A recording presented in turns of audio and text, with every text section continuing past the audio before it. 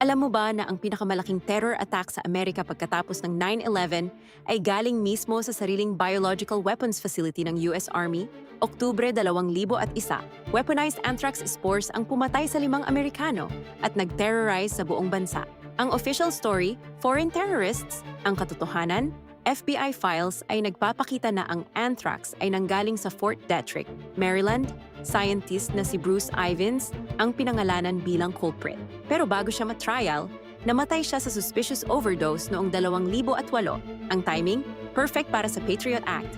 Ang targets, Democratic senators na kumukontra sa Bush administration.